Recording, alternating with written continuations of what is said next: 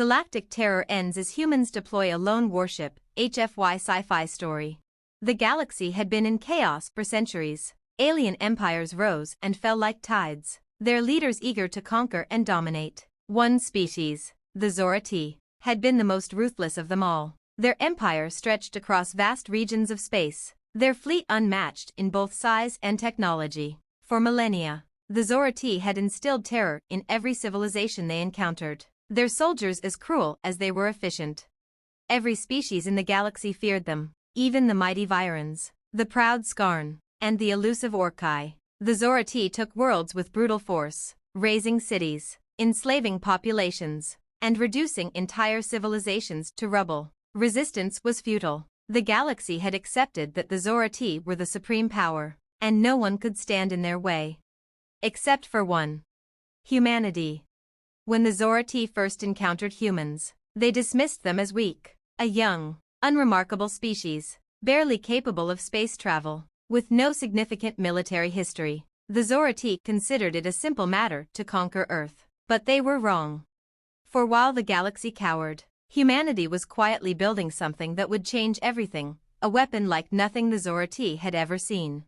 It all began with the Egis, a warship that would become the symbol of humanity's resistance. The Zora-T underestimated it, as they had everything else about humanity. They thought it would be just another ship, one to add to their growing pile of wreckage. But the Egis was no ordinary vessel. Designed in secret and built with technology that defied the Zora-T's understanding, the Egis was a marvel of human ingenuity. It was sleek, stealthy, and armed with weaponry so advanced that even the Zora-T's most experienced admirals feared it. The ship was also piloted by an elite crew, human soldiers, each hand-picked for their courage, intelligence, and tenacity. The crew was united by a single belief: humanity would not bend to the Zora-T. The first battle occurred on the outskirts of the Viora system, a crucial Zora-T stronghold. A fleet of Zora-T ships had just finished razing a peaceful world when the Egis appeared, its silhouette dark against the stars. The Zora-T fleet laughed at the sight, eager to crush the insignificant threat. But what they didn't know was that humanity had studied them, learned their tactics, and crafted a strategy to counter every advantage the Zora-T thought they held. The Egis wasn't just a warship, it was a statement, humanity's declaration that they would no longer live in fear. The battle was swift. The Egis moved like a shadow, its weapons lighting up the dark expanse of space. Zora-T ships exploded in rapid succession, their advanced shields useless against the human ships' devastating attacks. The Zora-T retaliated, but the Egis was too fast, too precise. It danced between their fire, weaving through the chaos like a predator, picking off ships one by one. The Zora-T fleet scrambled to respond, but it was too late. In a matter of hours, their flagship was reduced to debris, and the rest of their fleet had been scattered or destroyed. The Egis had turned the tide in what was once thought to be an impossible war. The message was clear: humanity was no longer a victim. In the days that followed, whispers spread across the galaxy of the human warship that had destroyed the might of the Zora-T in a single battle. Fear turned to curiosity, then to admiration. The galaxy had watched the Zora-T for centuries, unable to stop their terror. But now, for the first time in eons, hope burned brighter than fear. Other species, once enslaved or intimidated by the Zora-T, began to rally. Resistance movements flared across the galaxy, with the Egis as their symbol. The Zora-T, now confronted with the undeniable strength of humanity, began to falter. Humanity had done the impossible, and in doing so, they had lit a fire in the hearts of every species the Zora-T had oppressed. The empire that had once seemed invincible was now on the verge of collapse. The final confrontation took place in the heart of Zora-T space, where their capital planet lay. The Egis, now a rallying point for the galactic resistance, led a fleet of diverse ships from all corners of the galaxy. They attacked in unison, a force unlike anything the Zora-T had ever seen. In the end, it was not just the Egis that brought about the fall of the Zora-T, but the strength and unity of a galaxy united by the example humanity had set. The Zora-T, once the oppressors, were finally defeated. As the Zora-T empire crumbled, the crew of the Egis stood together on the bridge, gazing out at the stars. They had done what many thought was impossible. They had ended galactic terror. And with it, Humanity had made its mark on the universe, not as weak, frightened creatures hiding in the shadows, but as warriors, as protectors, as a force to be reckoned with. The galaxy would never forget the day the Zorati Empire fell, not because of a mighty fleet or a great army, but because one species, armed with nothing but a single warship, stood up and said, "Enough." Humanity had arrived. Galactic terror ends as humans deploy a lone warship. HFY Sci-Fi story continued. Months after the fall of the Zorati Empire, the galaxy began to rebuild. The word of humanity's triumph spread far and wide, carried by the survivors of countless worlds that had once been under the Zorati's iron rule. The Egis had become a symbol, not just of military might, but of hope. Hope that the cycle of tyranny could be broken. Hope that any species, no matter how small or young, could make a stand against the darkness. Yet, there were those who remained skeptical, even wary. Some of the former Zorati allies in neutral factions, many of whom had once benefited from the Empire's oppression, began to question the shift in power. They feared that humanity, after its incredible victory, might rise as a new power, one that would soon turn its newfound strength against them. And so, a coalition of these factions began to form, covertly preparing for what they saw as an inevitable confrontation. On the eve of the First Galactic Summit, to discuss the formation of a new interstellar alliance, a message from an unknown source cracked through the silence of the council chambers. A fleet, vast and seemingly endless, emerged at the edges of the solar system, ships from the same factions that had once sided with the Zorati, now preparing to challenge humanity. The leaders of the coalition had underestimated one crucial fact: humanity wasn't just a species with a powerful warship. They had a resolve that no one had anticipated, and a cunning they had yet to fully reveal. The Aegis was no longer the lone warrior. Humanity had come together, and they were no longer fighting alone. The fleet that had appeared at the edges of the system wasn't massive, it was strategic. Small, nimble, and efficient ships, each designed for rapid engagement. Humanity had learned from its enemies and its allies, adapting and refining its strategies. The Zorati were gone, but the lessons humanity had learned remained.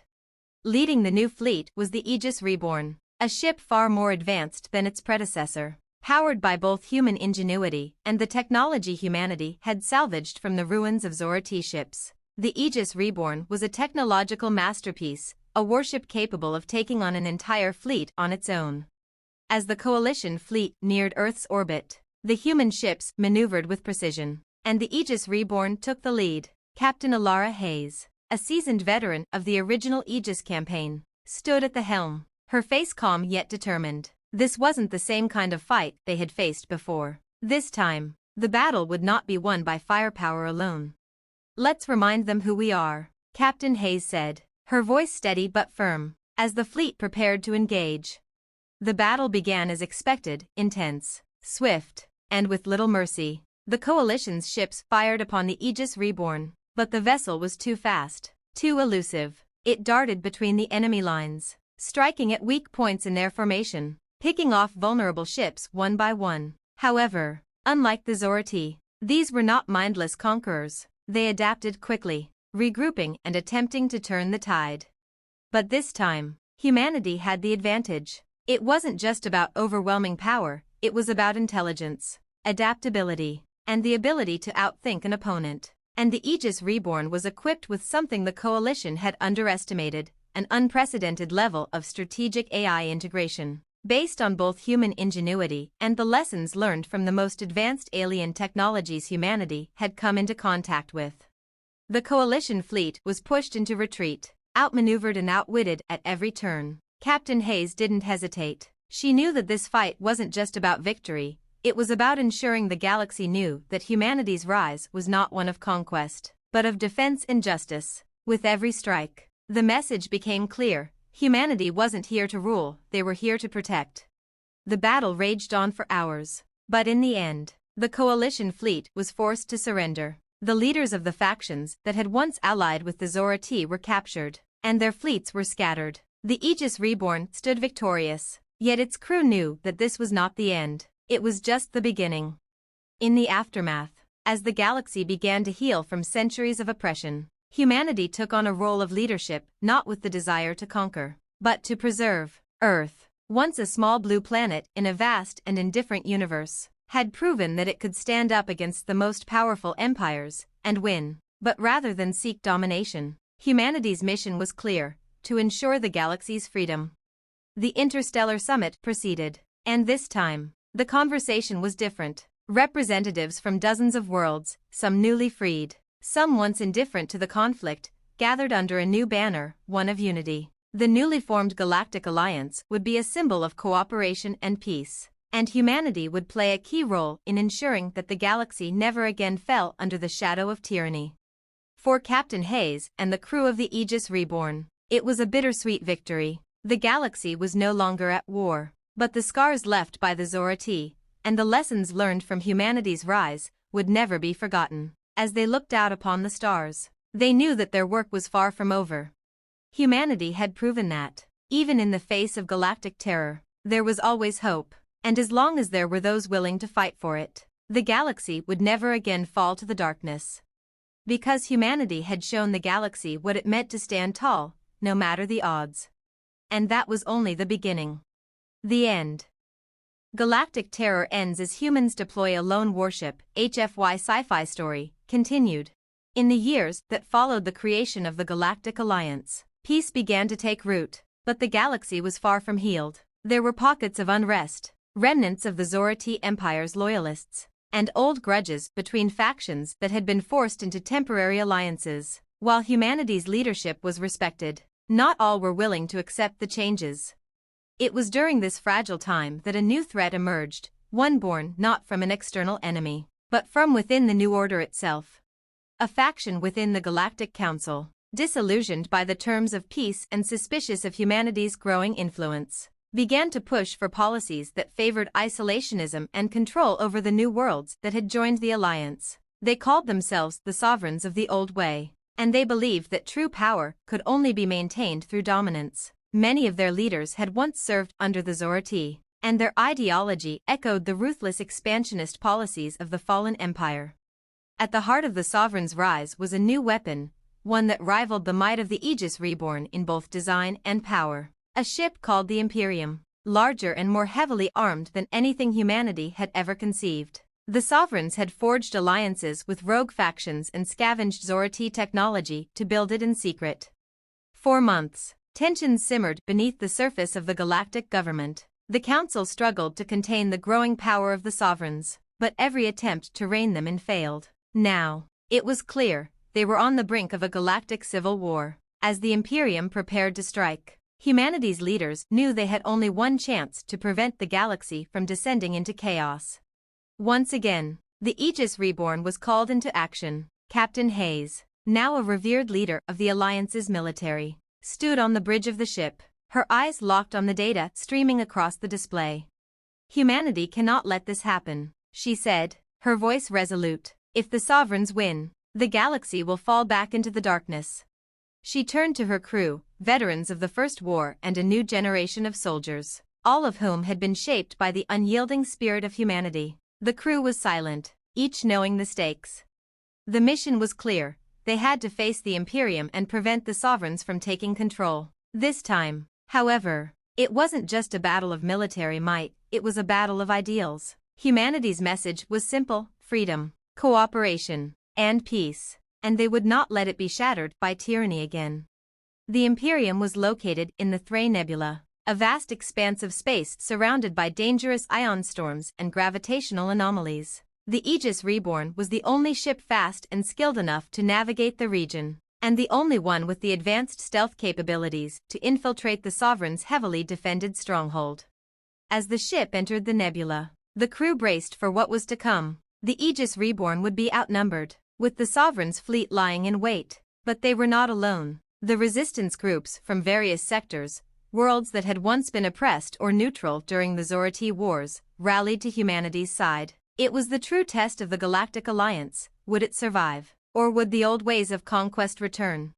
The battle in the nebula was unlike any other. The Aegis Reborn weaved through the violent storms of plasma and asteroid fields, slipping past enemy ships and striking at key targets. Every strike was a calculated blow, and every move a demonstration of humanity's tactical genius. The Imperium, despite its size and firepower, was slow to react, unable to match the agility and precision of the Egis Reborn.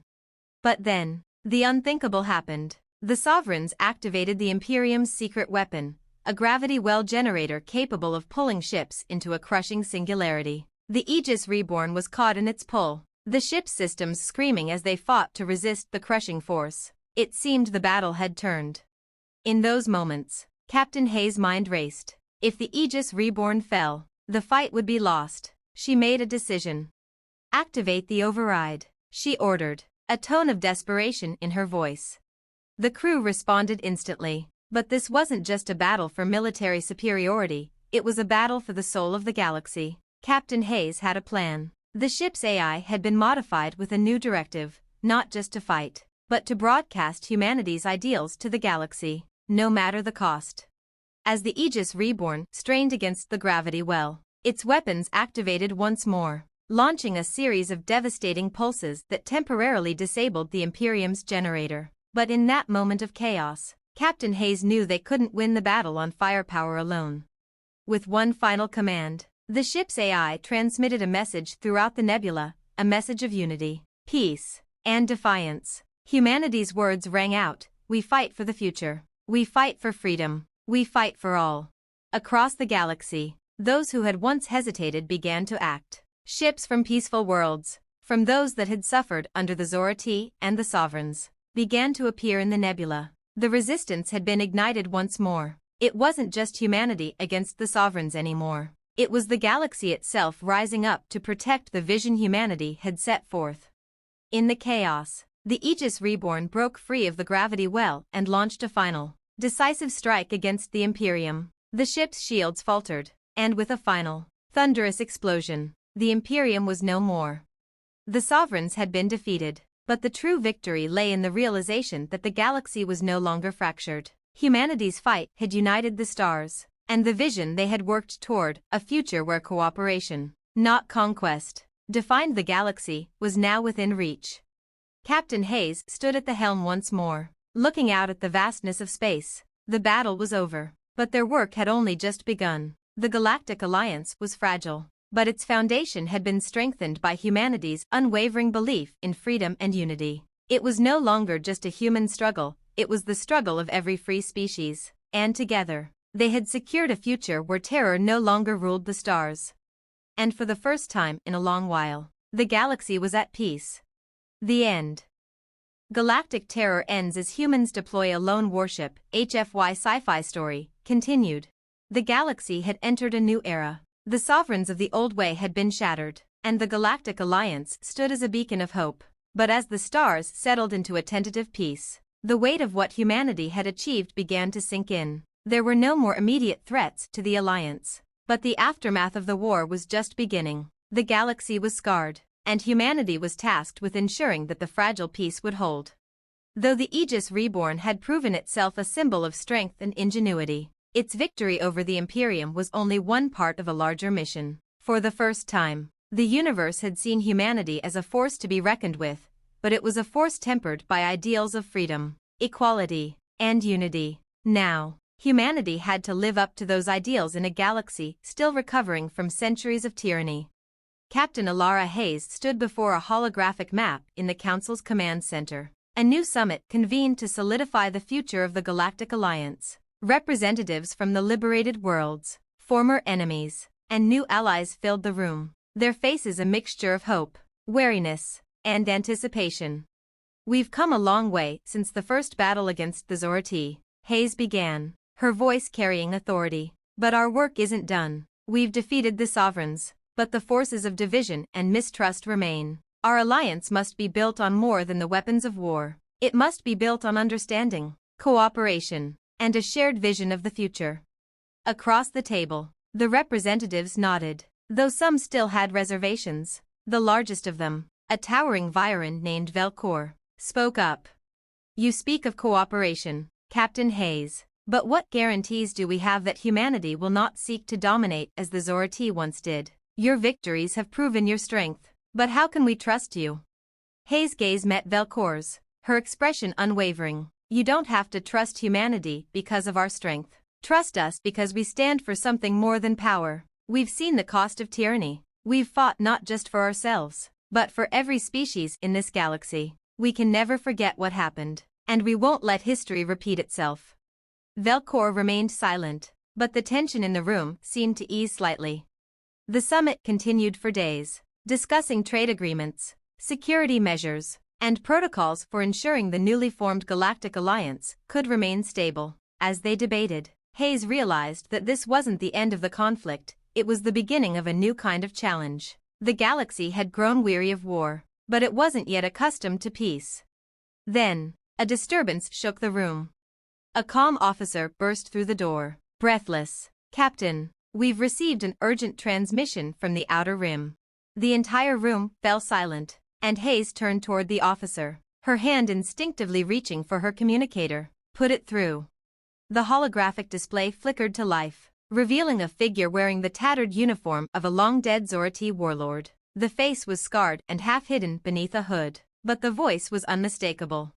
"I am Orvik, leader of the Red Talons." The voice crackled. "We were once the Zorati's greatest ally. We have watched the galaxy change, and we see it as an opportunity. The old ways will never die as long as there are those who remember them. Join us, or be destroyed." The message ended abruptly, and Hayes knew the implications immediately. The Red Talons were a faction of Zorati loyalists who had survived the fall of the Empire by going into hiding. They had been waiting for a moment to strike, to carve out their own piece of the galaxy from the ashes. "This is a threat to the stability we've worked so hard to achieve," said one of the council members, a Torcan diplomat named Aresh. "If the Red Talons can mobilize, they could destabilize entire sectors. We cannot allow them to rise again," Captain Hayes replied, her voice calm but firm. "We've already paid the price for underestimating our enemies. We will face them head-on." In the days that followed, the leaders of the Galactic Alliance prepared for the coming conflict. The Egis Reborn and the fleet it commanded were ready for action, but Hayes knew the battle would not be won in space alone. The Red Talons had retreated to a remote sector, hiding in the ruins of a Zorati stronghold, and humanity would need to be strategic, combining their military strength with diplomacy. Hayes met with her senior officers on the Egis Reborn, standing once more before the warship's holographic map. "The Red Talons have no real support, they're a fractured remnant of a dead empire. We need to break their morale, force them to come out of hiding." "We can't afford to underestimate them," said Lieutenant Marcus Hale, the tactical officer. "They may be scattered, but they're dangerous."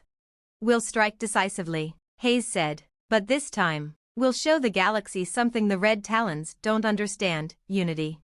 The fleet set course for the Outer Rim, where the Red Talons had taken refuge. The Egis Reborn led the charge, flanked by ships from the various worlds that made up the Galactic Alliance. This was more than just a military campaign, it was a statement. The galaxy had seen what humanity was capable of, but now it was time for them to show the Red Talons that the past could never be resurrected.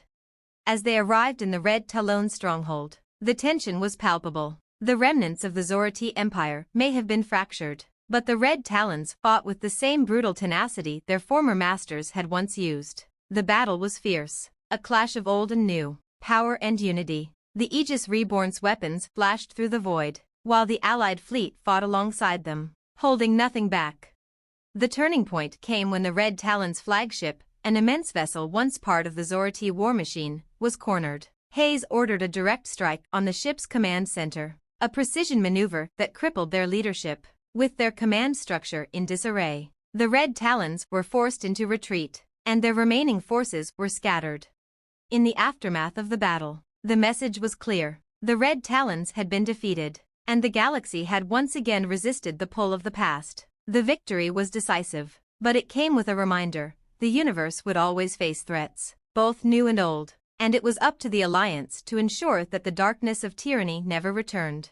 Captain Hayes stood before her crew, gazing out at the stars. "This is not just our victory," she said, "it's the victory of every species who believes in freedom. The galaxy has seen what we stand for, and as long as we stand together, it will never fall to tyranny again." The Egis Reborn's engines hummed softly, ready to carry humanity forward, toward a future not defined by war, but by the hope of a united galaxy. And as the stars glimmered in the distance, Captain Hayes knew one thing above all: the true strength of humanity was not just in their warships, but in their unbreakable will to stand for what was right. The end.